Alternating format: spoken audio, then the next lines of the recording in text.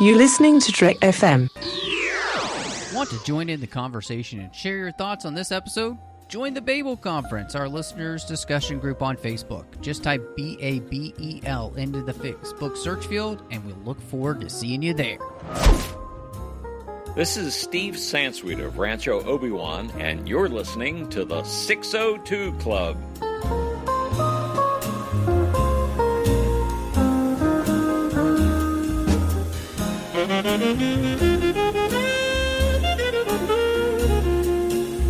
Welcome to the 602 Club, TFM's local watering hole. We're so excited to be here. This week we are at episode 300. Now, I know you're thinking, you're saying to yourself, Matt, you've already done more than 300 episodes because you've got all those supplementals. And I'm like, I know, but this is actually labeled episode 300. So we're so excited to be here. And you know, I just realized it probably would have been a good idea to talk about the movie 300 on episode 300, but that's not what we're going to do. We're going to celebrate 40 years of Superman 2 tonight. And we're sad to say Christy wanted to be with us, but she is just not feeling good enough to be able to get behind the mic today. And so, what are we going to do? We had to bring in our good friend Scott from Suicide Squadcast. Or you guys changed your name, so it's not Suicide Squadcast anymore. It's DC Films Squadcast, yes. That's right, DC Films Squadcast. So, branching your horizons, you don't want to just pegged as that Suicide Squad. No, and we will be completely honest that the name, considering our fan base, got a little uncomfortable in the last 3 years. So we just thought, we need to change that name. So not everybody was liking this. No, we had some concerns, and we held those concerns ourselves, and we just thought, you know what? It was a great pivot point to change the name. We do miss how it rolls off the tongue, but we feel like the other considerations outweigh the catchiness of the pun. Right.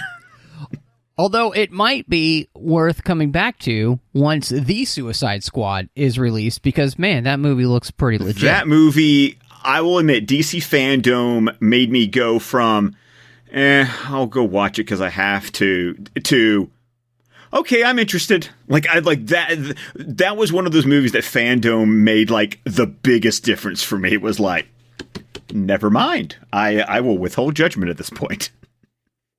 Well, and I know we'll both be excited to maybe go back to the movies whenever they reopen movie theaters, if that ever happens. I've already been back to the movies. Sorry. I hate to. Well, I have two. But I had to drive an hour. I did go see Tenet. I saw New Mutants and Tenet. So. Nice. Yes. Very nice. So, well, as I mentioned, we're here celebrating episode 300. Of course, do that by finding us wherever you get your podcasts. Apple Podcasts, Spotify, Amazon Music now, too. I mean, we're just all over the place. If you're on Apple Podcasts, celebrate with us. Give us a review. Let us know what you think of the show. It definitely still helps people find the show. If you look at the numbers, the Apple system, whether it's on iTunes or your iPhone or some sort of device like that, iDevice, it's still the biggest place people are getting podcasts, so those reviews really matter. You can also find us now on Twitter at the 602 Club, so please follow us, and we love having conversations with you guys. So tweet at us, follow us. You can find us on Instagram at the 602 Club TFM, so follow us there, posting pictures, enjoying talking to people over there as well. Of course, they got the entire network at Trek FM on Twitter and Facebook at facebook.com/TrekFM. We've got the listeners-only discussion group, the Babel Conference, to talk about all things happening here on the network from listeners all around the world. And then you've got Trek FM, which is our main website, where you can find all of the shows we're doing. And there's a contact section there. If you want to send Christy and I an email, you can do that over at trek.fm/contact. So, all of that out of the way, Scott, this was so interesting for me to get back into and rewatch Superman 2 because it had been a while, and I was struck by how much, because even before you get to the movie, there's so much that happens behind the scenes with this movie, and it's kind of legendary now, all the things that went on behind this movie, but legitimately, both you and I, up front, were fans of what Zack Snyder did on the big screen.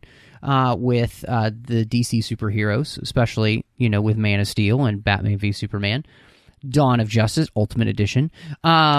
So this, to me, was fascinating because I felt like, as I was rereading some of the things that went behind the scenes, this was basically the first Justice League.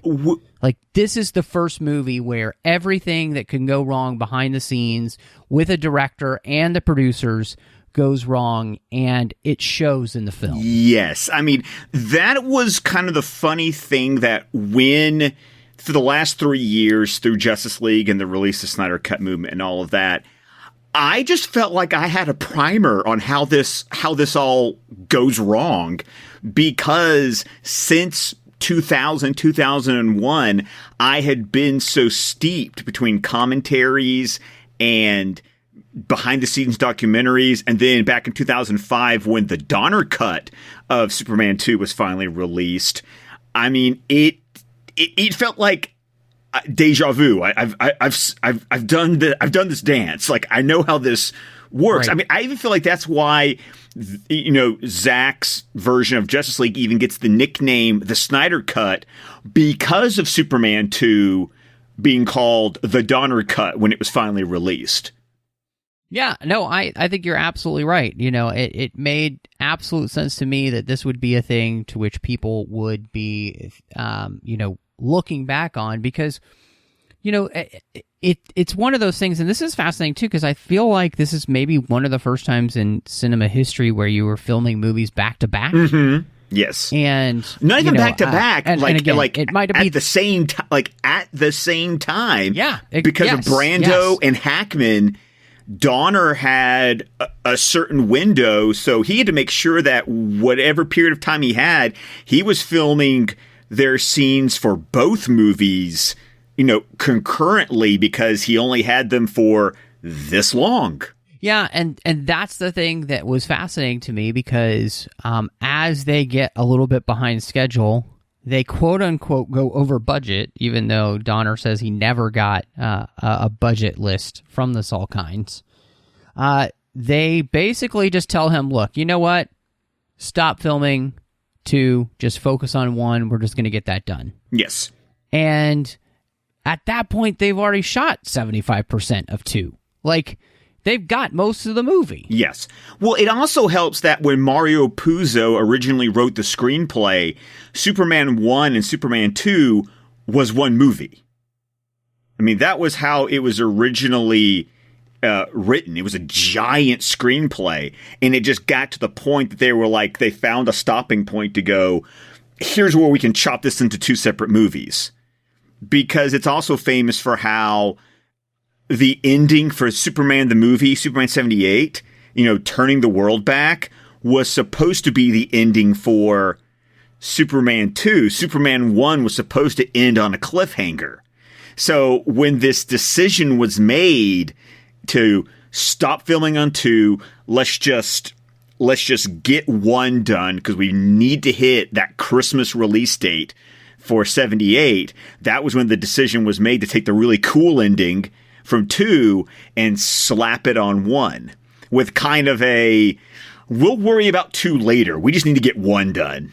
Yeah, and I mean, what's really interesting too is that as we work through them finishing the first movie, they have to bring in Richard Lester, who had worked for them on the 3 Musketeers and the 4 Musketeers, as basically an intermediary between them and Donner, because that relationship has soured so bad. Although they were not speaking to each other at all. I mean, between Donner and the main cast, who was once again, you talk about parallels, very loyal to Donner and do not have kind things to say about the Salkinds.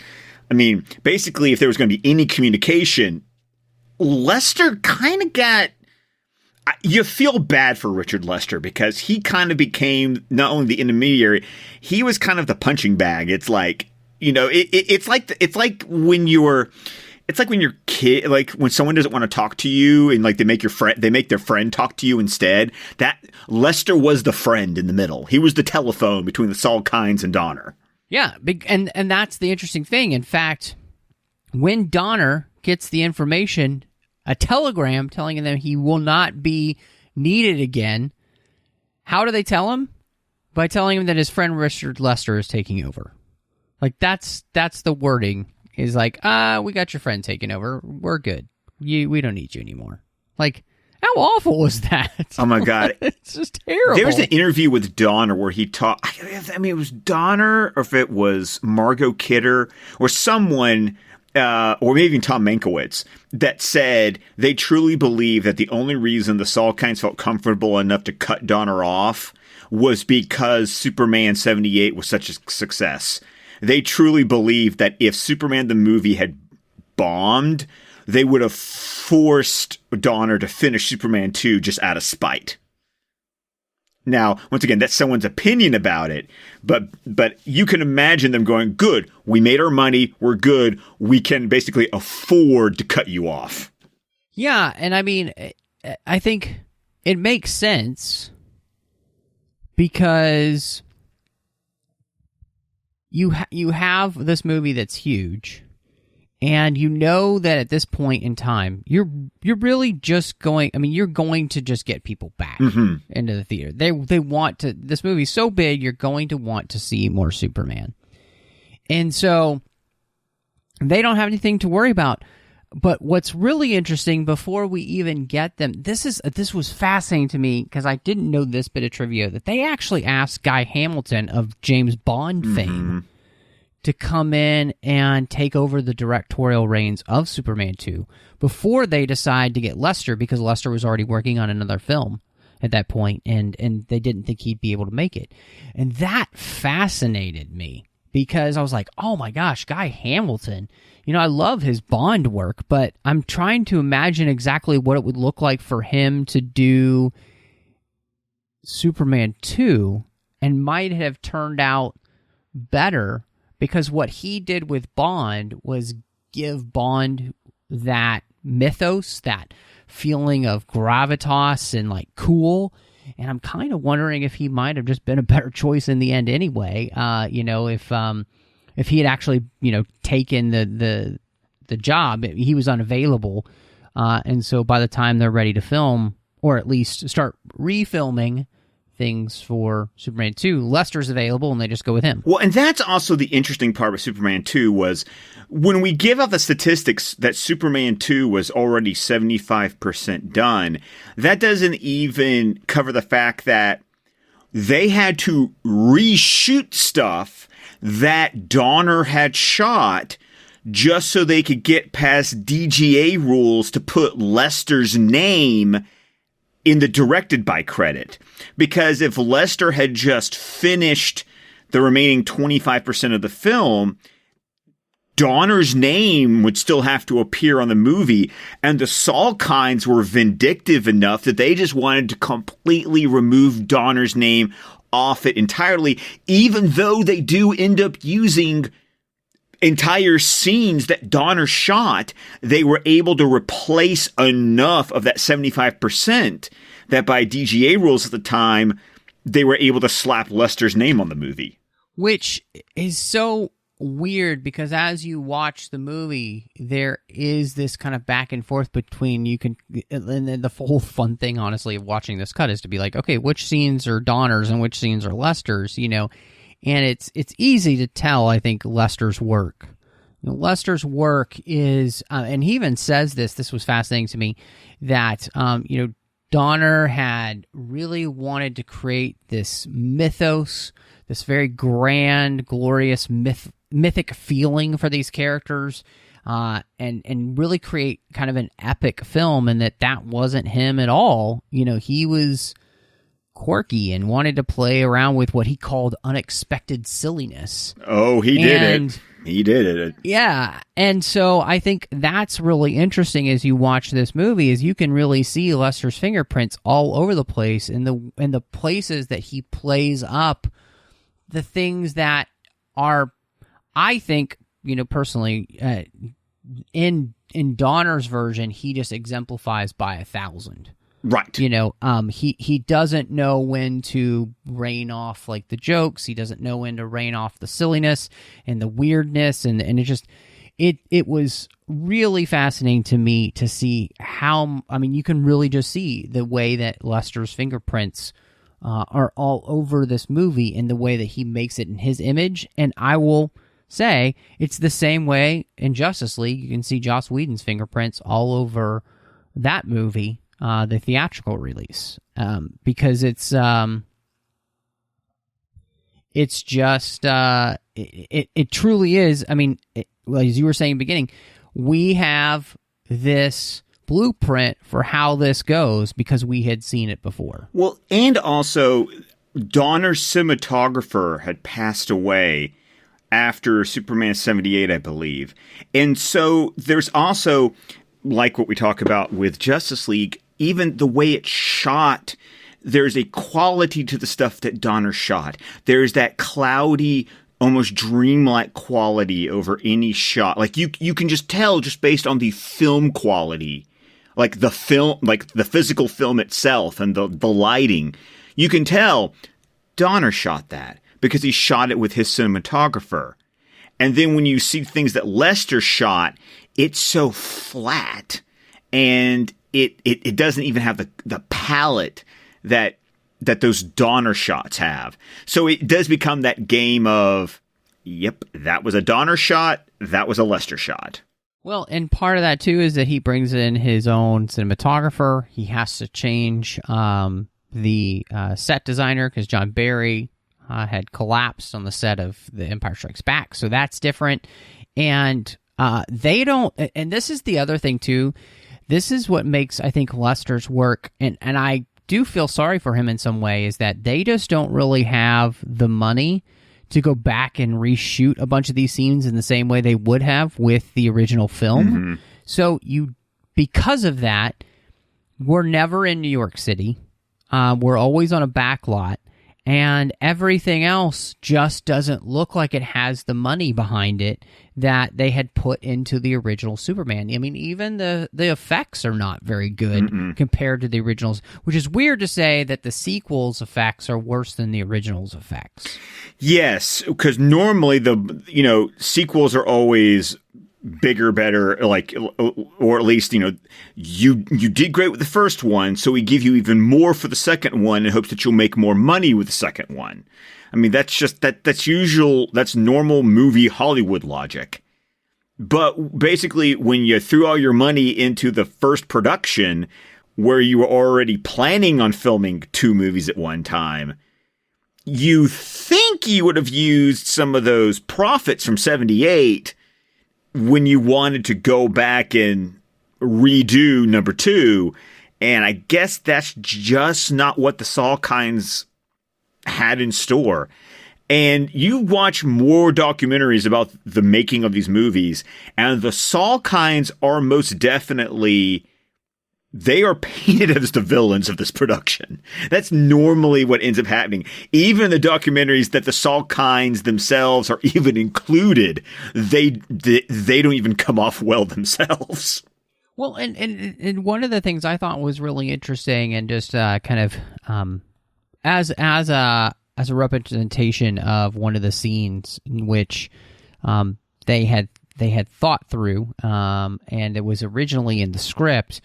So they wanted Superman to be given back his powers by his father, and kind of AKA have it be the creation of Adam. They kind of touch fingers, and he's reestablished as Superman, and given back his extraordinary powers, and they totally disregard that idea, and instead of filming anything, it just takes place off screen. And it just goes to show it's one of those, this whole movie is a place where not only are Lester's fingerprints on the film in the way that he decides to deal with just the tone of the movie, but also the fingerprints of the Salkinds not really giving him more money to actually do what he needs to do, to really make this as good as the first one either. And so I think it's when you're looking at the entire picture of what happens, it really is just a big mess. Mm-hmm. I mean, it truly is one of the... And, Hollywood productions are famous for things happening behind the scenes. And, I mean, gosh, Casablanca, which is my favorite movie, has 1,000 writers on it, and somehow it's still the best movie ever. So, it's not impossible to make a movie with behind-the-scene problems and it still be one of the greatest movies of all time. How many cuts of Blade Runner do I own? Let's be honest. Yeah. I mean, there is nothing new under the sun.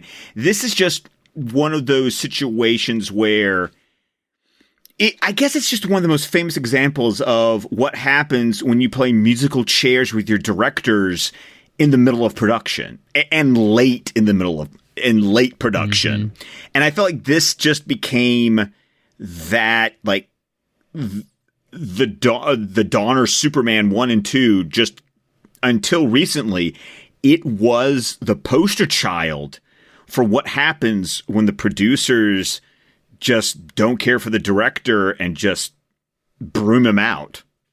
Well, I think it goes to show, I liked what you were saying there, because when producers believe that you can play musical chairs with directors and that the product would turn out the same. Yes. I think that's obviously proven to be false here.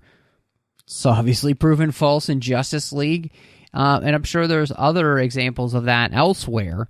It just doesn't quite work when, American Graffiti 2, so, those things just don't work without the original person behind them who brought them to life. It would be like somebody else directing The Dark Knight. Why? Yeah. No. Exactly. No.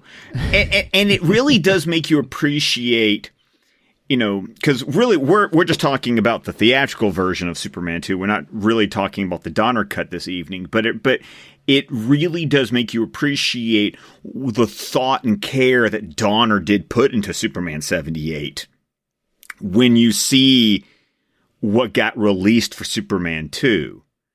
Because while I will give Lester somewhat of a pass for the situation he was placed in, I can also say I don't care for Lester's style. And I'm not even talking about like this Frankenstein of what happens with Superman 2. And then, later on you talk about, he got full reign with Superman 3. And it's just like, it's not for me. It's not what I subjectively choose to enjoy in a film. And so it does make me go, man, what would have been like to see a 100% Donner production of Superman 2? I mean, no, I completely agree. And I think, one of the things that I was really interested in rewatching this was just kind of digging into the story itself. Mm-hmm. And, the fact that, we start off again on Krypton, and we get to see, the sentencing of Zod, that they are these criminals, that they are, people who have been, ransacking and pillaging across apparently Krypton, and I would say this is one of the places where I feel like the movie does a bad job right at the beginning. Is like, we're told that these people, this is movie making 101. We're told that they're bad, but we never really see that they're bad. Well, we see Zod snap a crystal with absolutely no understanding of what's so terrible that he snapped this crystal, because that's obviously a reshoot, because you can tell. And then they have to completely redo the sentencing scene by completely cutting out Brando, because it was another dictate based on Brando not getting along with the Salkinds, that Brando was not to appear in this movie in any way. All the stuff they shot for him for this movie had to be reshot and replaced or cut around. And that's what happens in this opening scene, is you get a altered version of the opening scene from 78. And it just feels wrong. Yeah, it does. It really just feels like there's so much missing from the story. And so then they're banished to the Phantom Zone, and they're released because of the actions that Clark takes with, saving Lois and the people on the Eiffel Tower from this nuclear device. which I thought was just, it seemed a little too convenient. It was like one of those things where it's like, okay, so that's convenient. They just happen to be flying past the same part of space at the same time. Like, the tangential connections to bring these things together did not feel right. It felt very not well thought out. Well, like somebody hadn't put a lot of thought into, like, why is the Phantom Zone passing by that close enough to Earth? Because Superman, he doesn't fling it that far into space outside our solar system. Well, and that's also one of those things that when you look at Superman 78, and then, there's like 3 versions of Superman 78. And that's the benefit of, say, the special edition that Donner supervised, because you do get the benefit of watching the Phantom Zone kind of follow Clark's ship from Krypton, which you do not get in the original theatrical version. Right. So it makes that more plausible than when you watch the theatrical version of 78, where you don't get that, kind of feeling that the explosion of Krypton helped push the Phantom Zone on the same trajectory as, Kal-El's spaceship. Right. Which makes much more sense that would happen. And, I think that this is the problem we end up with, this theatrical cut, is that there's a lot less clarity in the film as to why these things are happening together. And I think, that is, that's something that was really just the way, too, that the movie opens up with the credits, and they use that as basically a reminder, because they show you all of 78 again in 3 minutes about what happens in that movie. And I was wondering to myself, like, I get that this comes out a few years afterwards, but, like, did people really forget what happened in 78, that you need the credits to, like, and it's really badly edited. Yes, like, it is. And that's the problem. It's like, it's the editing of it that makes it so atrocious. Well, and also, not only the editing makes it so atrocious, but also, what part of Superman 78 did you actually need to see for this cut of Superman 2 to work? I mean, this is not the Donner cut that is very connected. Like, the way Superman 1, Superman 2 were originally envisioned, it was literally going to be one into the other. Like, so having a, quote, recap after a 2-year gap, that would have made more sense. But the way they reshot and rewrote this movie to make it so much more standalone really puts that opening credit decision into question. Why do you need to recap 78? I think that the real connections that you get are actually, the biggest reminder is Lex. Right. And Miss Tessmacher. Right. Exactly. And even that, it doesn't feel like it's absolutely necessary to be reminded of, because they kind of remind you in the movie itself, So, I think it's just really interesting that the storyline there just doesn't seem to really add up. And then the one thing that, so kind of been talking about some of the things that don't work, but the one thing I think it does work in this movie is the classic Superman struggle of Lois and if and when she finds out and how she finds out, because that's classic to the comics. And so that part of the story, this kind of love story angle that we're going to go for, like, that's set up in the first movie, that we're going to kind of explore this idea further. And I think it's a great setup. I think it's a great idea to explore those characters now, as Lois even says, I'm a reporter. This makes so much sense. Duh.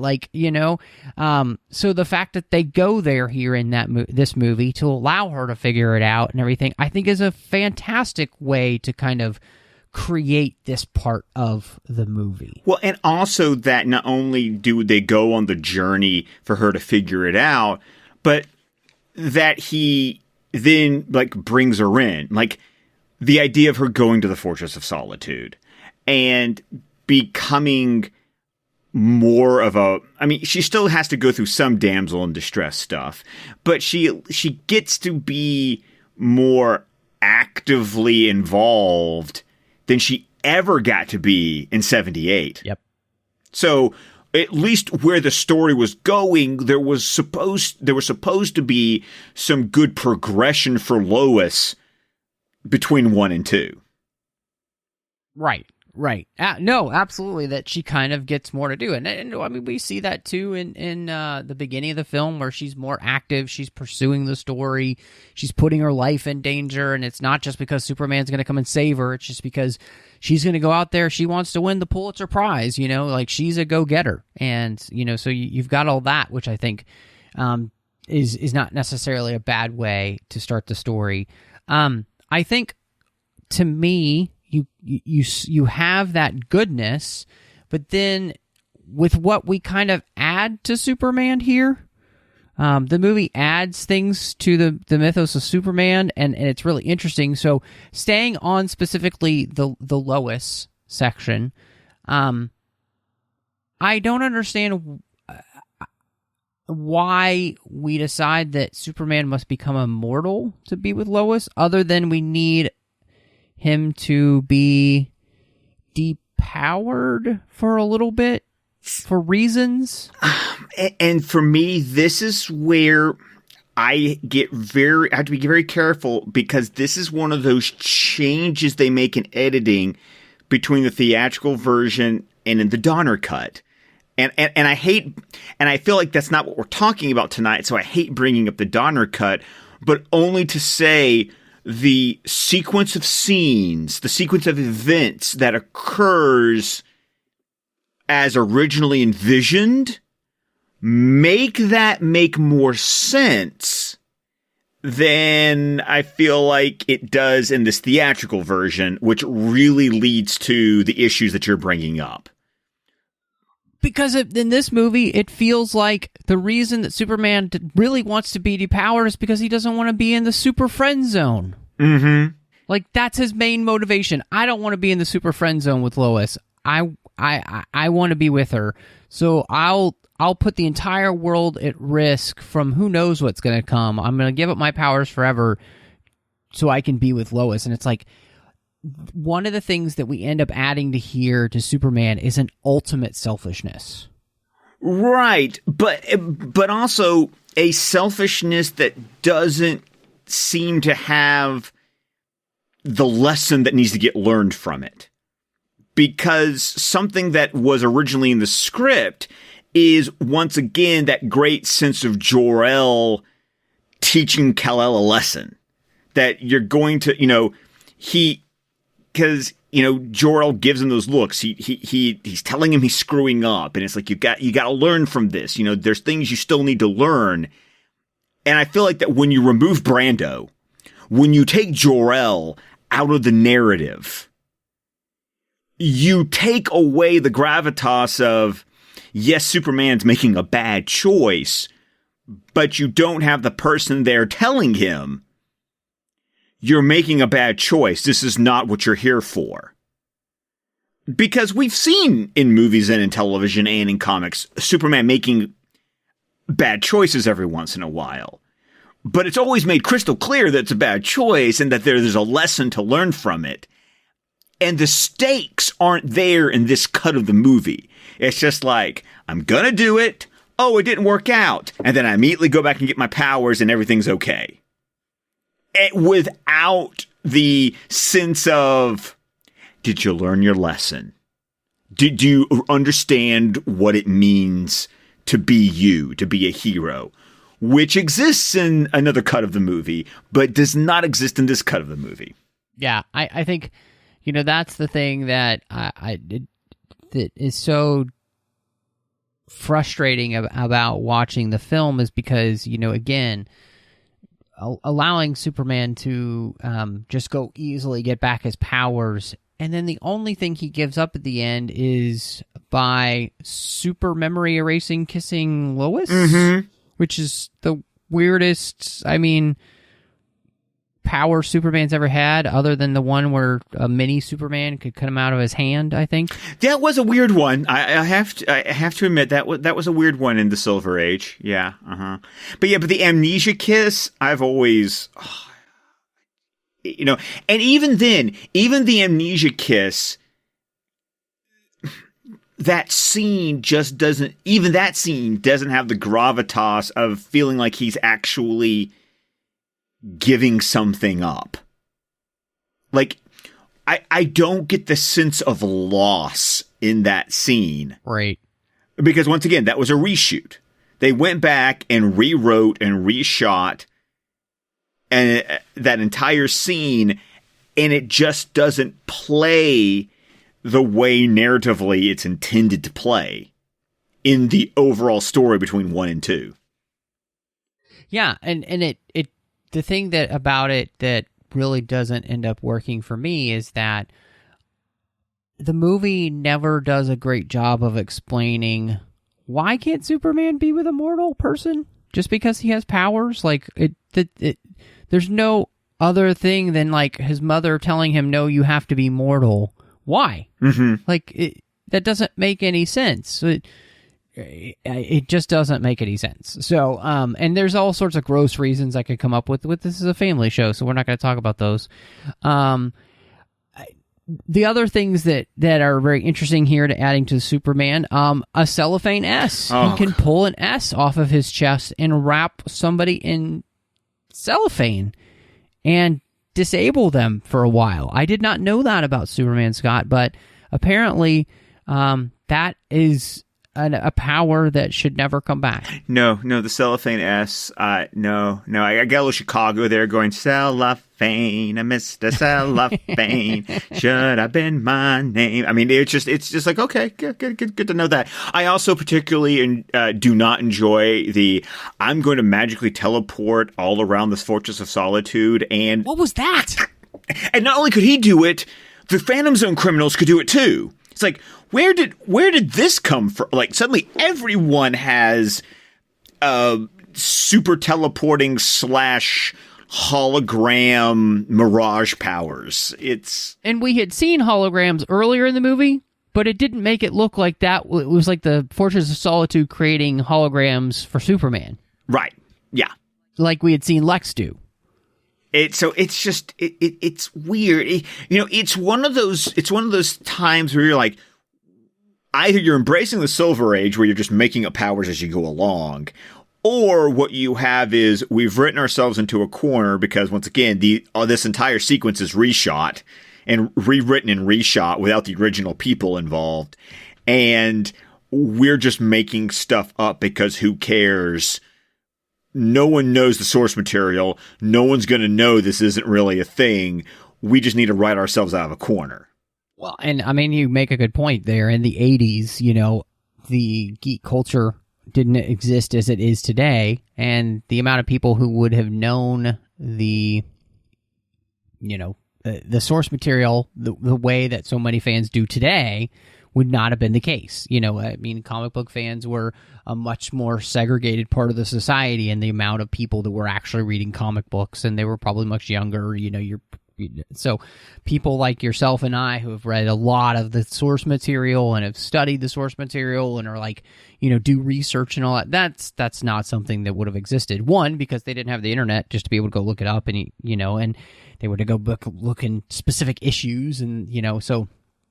All of that is very different, but no, I think it was easier for them because they could do whatever they wanted to do, and who was going to say no, especially if you are basically using the Silver Age as a basis where, yes, Superman can have a mini Superman come out of his hand, and that's normal in the comics for a while. So, I also have an interesting question about what is the laser pointer power that Zod and his cronies have, because I don't understand that power either. Well, between the laser pointy power and the ability to telekinetically move things with your heat ray vision, that that was an interest. All of those.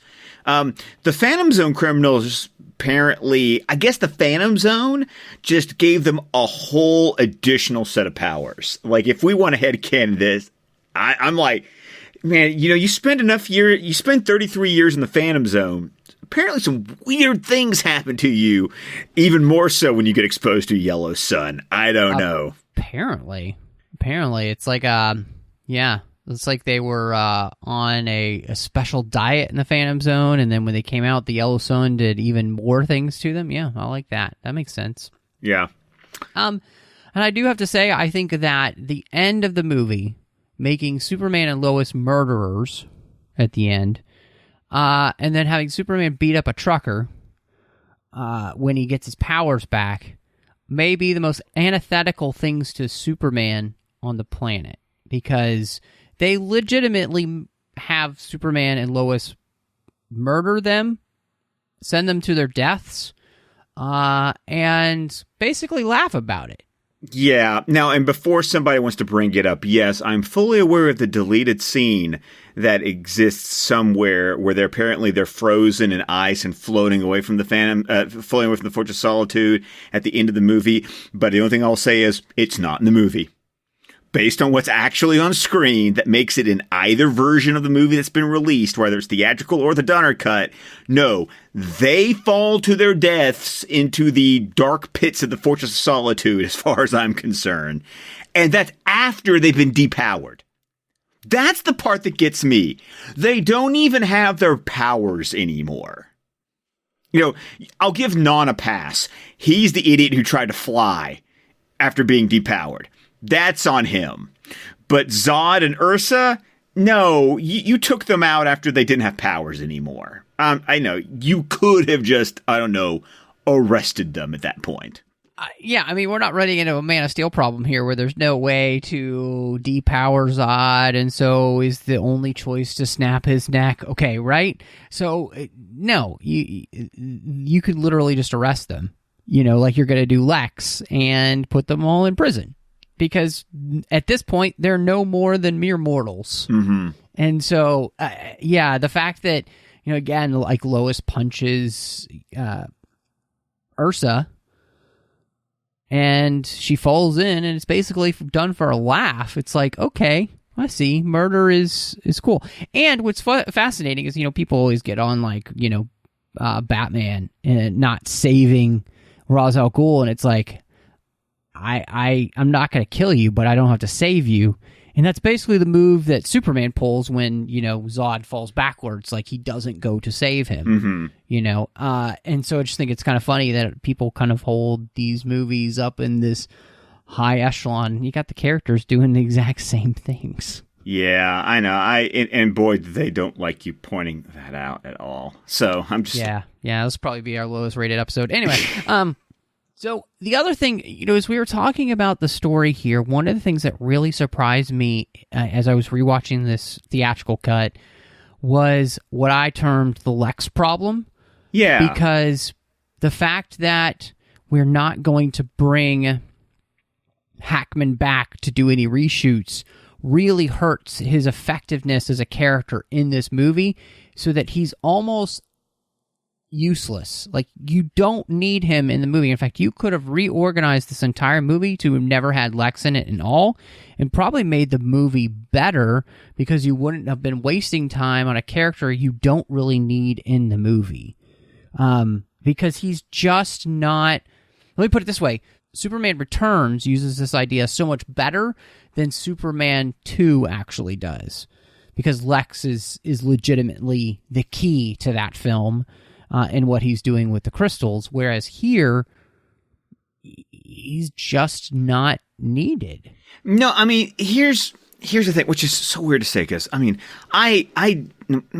Hackman's always enjoyable to watch. Hackman, 100%. Hackman's not the problem here. Like, when we're talking about the Lex problem, we're not talking about Hackman, because Hackman's doing what he does, and he does it well. What we're doing is when you... And he's very funny, too. Yes. Like, him coming off as, like... And what he keeps calling himself the master criminal, but he really just feels like a 2-bit criminal, just trying to get his due, Like, which again is funny too. So like, yeah, he's great in this movie for that. Right. But when you narratively look at it, why does he have to be in this movie? I mean, he goes to the Fortress of Solitude, and that has absolutely no effect. Basically, that's just for him to find out that the Phantom Zone is a thing, so that when Ursa, Non, and Zod show up, he knows what's going on. So he just walks into the White House. And basically, the only purpose he serves is to draw Zod's attention to the fact that the son of Jor-El is on Earth. Which would have happened anyway, probably. Well, and maybe not, because at that point, that Superman's already given up his powers. So, he has to be the one to let Zod know that, to basically call him out on national news. But you could have had it where he's just there and Kal-El and Clark sees him and goes, oh crap, I need to, what am I supposed to do? I don't have my powers. But the only thing Lex does is to point them like a gun and say, Jor-El's son's here. Go get him. And then at the end, he plays a part in helping Superman trick the criminals so that they lose their powers instead. Except for those 2 points, Lex is not written to be an effective part of what we see on screen. Absolutely. I think, and this is the problem that you run into, is that you can only use the Donner footage with Hackman. Mm-hmm. And so you're tied down to what's been done there. And therefore, it makes it ineffectual because you're not able to bring it in and fill it out in any way. And so I think it's just, it's unfortunate because, obviously if you're going to use this character, especially one that was so beloved from the first movie, you would hope that you were servicing the character better. And they just don't. I just don't see it here. I was watching the movie and I was just like, why are we spending time with Lex? He's not doing anything that matters in this movie. And it's disappointing because Zod and his posse should be the key to this film, and they don't have anything to do in this movie. Like, they really don't. They are, I would say, one of the most boring set of villains that I've ever seen because they really don't do anything. They kind of stand around and look menacing in faux leather or whatever that is. I think it's Kryptonians. What is that? It's like velour or something. I don't know. I have no idea. I have no idea. And it's such a shame because you've got people like Terrence Stamp who you can do stuff with.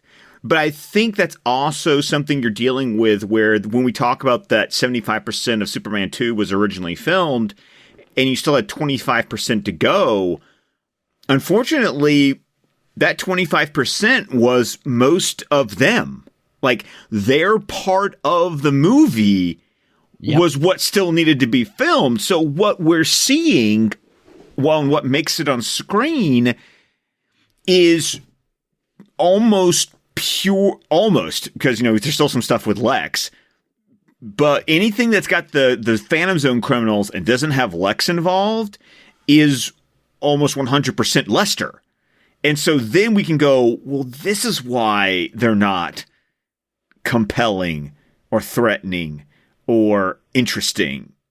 It's because, well, that was the number 2 guy doing most of their stuff. And boy, does it show. Like, the battle in the Midwest town and the flying across and like heat visioning Mount Rushmore and so many other like just cringe-worthy things that they do in this movie that doesn't make them threatening at all. When you watch something like the moon scene, which is Donner, and that can kind of legitimately, for the time, be kind of creepy as they're taking out those astronauts.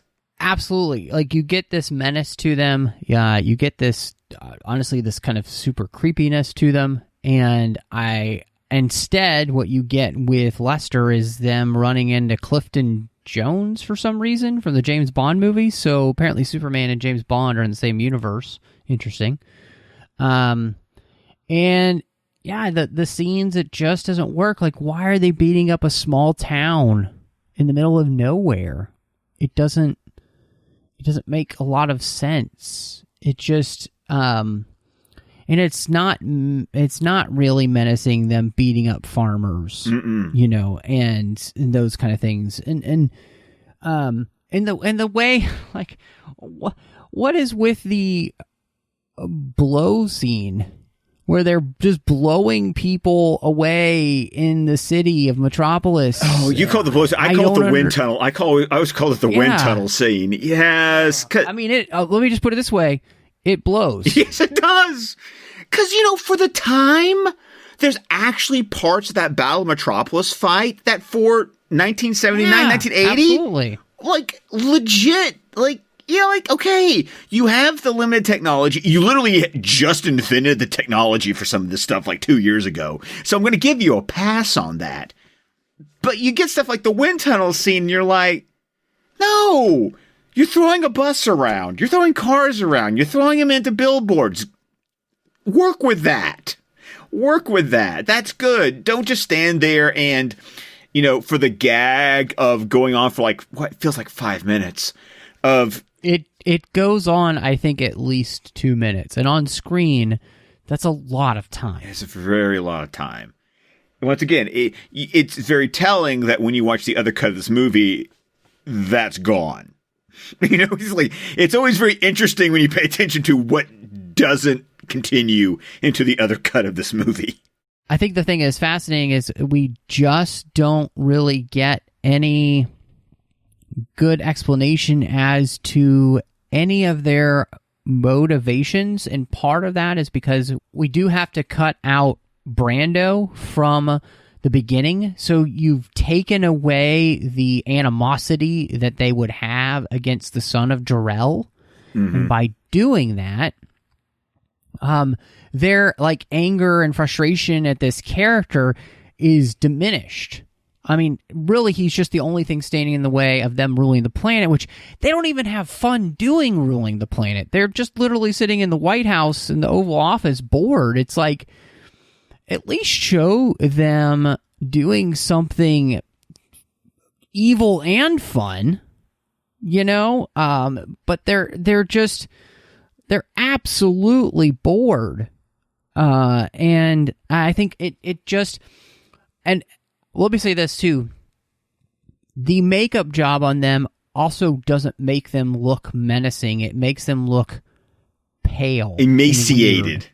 Emaciated, yes. Which, it makes sense if they came out of the Phantom Zone, right? That they looked like that. But as the movie went on, they should have progressed to look more and more healthy and more alive and more the best version of themselves, because they're being fed by the yellow sun. You know, and so, but there wasn't any, obviously, thought put into that, and so you don't end up with any of those things. And I just feel like, you know, this turns out you really have done a disservice to who are supposed to be the main villains of this film, because they share time with Lex, and it steals away from the opportunity for them to have... See, this is where you should have just rewritten the movie. If you knew you're not going to have Hackman back, rewrite the entire movie so you only have these as their villains, and then you can truly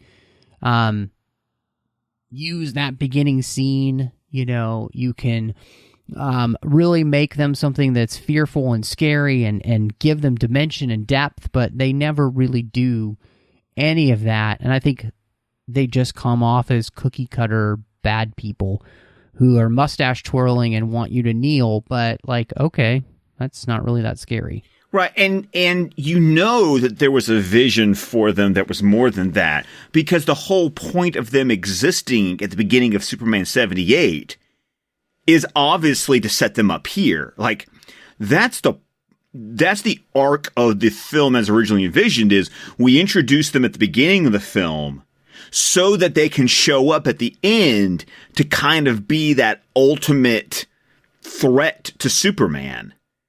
And with all the rewrites and, and the lack of being able to have the original shot footage and what was originally intended to be shot, you can just tell that arc for them got chopped off. They were just chop blocked at the knees for where those characters were supposed to go. Because you can just tell there's a reason they're there in 78. There's a reason that the Phantom Zone is seen, like, when they get banished, they show back up after the destruction of Krypton. It was building to them. And it's just frustrating how the production woes that this movie had affected their character arc so greatly. No, absolutely. I think that's said perfectly. And I think one more thing that was really interesting to me about this film was the fact that they did not get John Williams back. And so they have Ken Thorne filling in to use his themes and then create the rest of the soundtrack. And I wanted to ask you what you thought of that. Does he effectively use the themes and create something that you enjoyed, or did you feel kind of let down by the fact that it wasn't Williams? I'm let down by the fact that it's not Williams, because he uses the themes, I feel, in a cliche way. Like, this is when, this feel... Okay. It's like when they bring Elfman on for Justice League. I'm going to go there. It's like we're going to force certain themes to fit in scenes because it feels like the most cliche or expected place to put it. And then also the score, because it's not Williams conducting the London Symphony Orchestra, it even musically feels and sounds punier than what Williams had in 78. Because when you've got Williams, when he's conducting, when he's orchestrating, when he's got the London Symphony Orchestra, that score is a gorgeous piece of Williams' work. And it's one of the best he's ever done, right? Absolutely. I always go between that and Indiana Jones when it comes to Williams, because both of them are so beloved for me. I know I'm missing on Star Wars here, but I'm talking about for these, but still, there's just something about it. But that's what you get when you get Williams. You get the London Symphony Orchestra. You get just instruments upon instruments and this gorgeous, rich sound. And they don't have it here. You don't follow up Williams with this because it sounds like a copycat. John Ottman. I agree. Sorry, I'm musically, I'm on a tear here, but it's like even John Ottman, when he does Superman Returns, he at least tries to do things to make it his own, to make his own score. And I don't feel like Ken Thorne either could or chose to do it for Superman 2. I'm glad you brought up Ottman, because I actually love his score for Superman Returns. I think it's a fantastic movie because of that score. It's one of the best things about the movie Superman Returns is the score. So, and part of that too is that he also adds his own flavoring to that, to mix with what Williams did to create something that feels new and old all at the same time. So you just don't get that here, I think, in this movie, and I think it is disappointing, especially after Superman was just so fantastic from Williams. And so I'm really interested for you, as you come down to it. We've talked through so many things about the film, all this behind the scenes stuff. So where do you come down on your ratings for the theatrical cut? It may sound harsh, but this is a movie that in the last 15 years, I've only kind of sort of watched this version of the movie twice in the last 15 years. I can't sit through this version of the movie. I just can't. So I'm going to say ratings-wise, I ended up giving this 2 cellophane S's out of 5 because I subjectively, if I'm going to watch Superman 2, I'm going to watch the Donner cut. Because even though it's incomplete, for me, it's still a better movie than the theatrical cut. Because at least it feels like at least a spiritual successor to Superman 78, which this theatrical cut does not. When I went back to Letterboxd to rate this after I watched it again, I had seen that I had given it 3.5 stars, but after this rewatch, it's 2.5 stars, so it lost an entire star, and I think part of that is because I can legitimately say it's half a good movie. There's some great ideas in here. Again, I mentioned the whole idea of really diving into the relationship between Clark and Lois with Superman, and that whole thing is fascinating. Trying to get to, and they try to talk about what it means to be Clark and Superman and how all that works, but just none of it really gets the time it needs, and it doesn't feel right. It never feels like it gels as a film. It feels like there's too many ideas and too many people behind the curtain, and the job is just never completed in a satisfactory way to me, and it's really a mess of a movie, and it's sad to say, and this has nothing to do with my feelings on 78 and this version of Superman anyway. This movie has underpinnings to which could have been a fantastic sequel to 78 and been maybe even a better movie than 78. It's all taken away. The opportunity for that to happen, I think, is all taken away by the producers and their ridiculous feud with Donner for no good reason, especially when he made them bukus of money and could have done it again if they hadn't been such jerks to him. This movie probably would have made 3 times as much as Superman the movie if they had been able to finish it the way he wanted to, especially since he would have left people on the edge of their seats waiting for the next film. Mm-hmm. So, it's disappointing, but it's one of those things where it's a part of film history, and honestly, it was fascinating to me is that the Superman series, starting with this, goes in decline. Mm-hmm. 3 is not good, 4 is atrocious. Superman Returns never makes it off the ground the way they want, even though it does well enough. It just never makes back what they want. Part of that is reasons that have nothing to do with anything we can get into here. And then, obviously you don't get Superman back on the big screen until Man of Steel. And we get somebody to kind of take a whole new approach, While at the same time, if you watch this movie, Zack Snyder honors this movie in many, many ways. And so I think that's really cool. But that would be a whole nother podcast.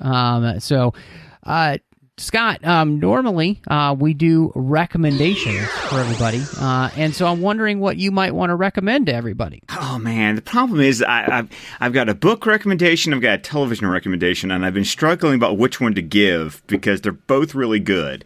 I almost want to cheat and do both of them right now, just because I don't want you to make me do both of them. Just do both of them. Okay. I'm going to start with a book recommendation. We all need things to do these days. So. I know, right? Well, if you need something to do.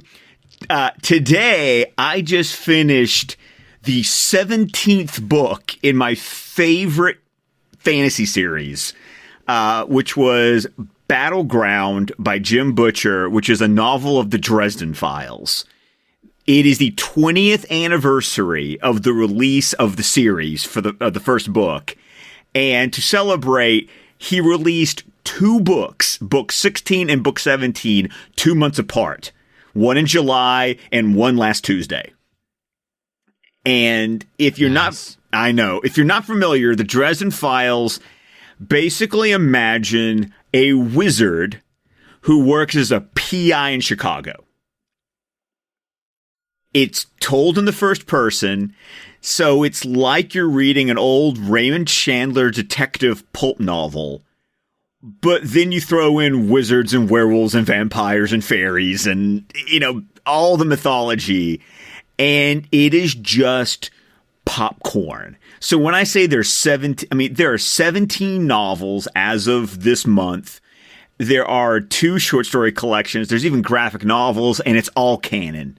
And if you can go as far down the rabbit hole as you want. The audiobooks are read by James Marsters, of Buffy fame as Spike. I buy the book and the audiobook because I want to own the book, but I want James Marsters to read it to me because he is the voice of Harry for me. And that's the main character's name is Harry Dresden. And yes, they make jokes about it being a wizard named Harry. So it's just a delightful series. And if you need something to just sink your teeth into, you got 17 books to just go for it, man. That's awesome. That's awesome. So you said you had a book recommendation, which I'm always, you had a TV recommendation, which I'm always interested in too. So what was it that you wanted to recommend there? Well, I've actually been talking to you about it, so I have to let your listeners know. My wife and I have been binging through Bosch on Amazon. Oh, that's right. Yes. We just started season 6 last night. There are 6 seasons on Amazon currently, and they just started production on season 7 a couple of weeks ago. It's based on a series of novels by Michael Connelly. It exists in the same universe as The Lincoln Lawyer, if you ever saw that Matthew McConaughey movie. And it's about a army vet who is like a 20-year veteran of Hollywood homicide. So it's a police procedural, hard-edged cop, bends the rules for justice, and I don't know. It's very neo-noir. He loves jazz. He's kind of an old soul. But he's played by Titus Welliver, who's been in a lot of Ben Affleck's, been actually in every movie Ben Affleck's directed. He's one of those guys. You see his face and you go, I've seen him in something. And it's just a really good cop drama set in LA. And you get 6 seasons on Amazon just a binge away. Nice. Well, I am going to recommend, and I know I'm going to recommend this. Is going to sound weird, but I know a lot of people that I think have done this, the same thing that I did, which is that I stopped watching The Office when Michael left, and I had never gone back and rewatched the entire thing, and so I went back and rewatched the entire run of The Office. And I will say the last 3 seasons are not my favorite, but I would say probably the last third of the last season was so heartwarming, and the last episode is so wonderful that it kind of made it worth it. And so if you haven't gone back and rewatched The Office, watched it through the whole thing.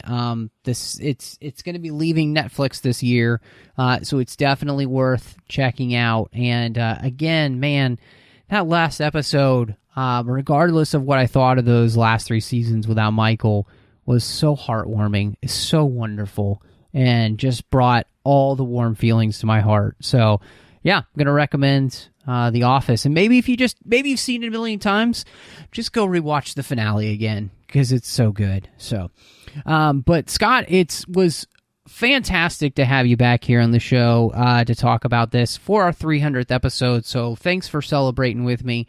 And we're going to be having you back later on in the year. We're going to be covering some stuff that's coming out on HBO Max. They got the new version of The Witches coming out, so you're going to be back for that, which is exciting. But where can everybody find you with everything that you've got going on? Well, of course, you can follow me on Twitter at ScottDC27. You can listen and subscribe to my podcast, the DC Films Squadcast, wherever it is that you find your podcast. You can also find us on YouTube. We're starting to branch out a little bit, and you can find us on YouTube at Squadcast Media.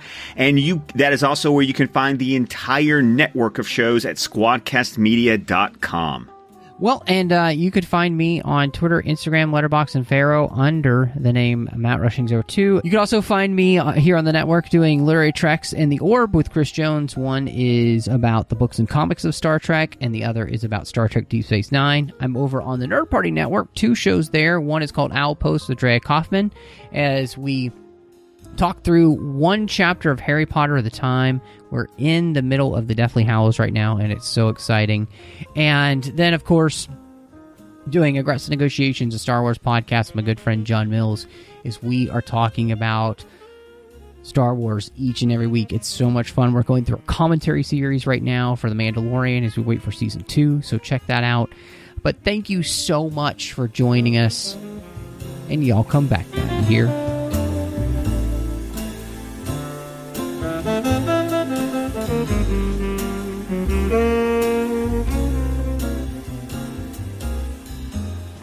Thank you.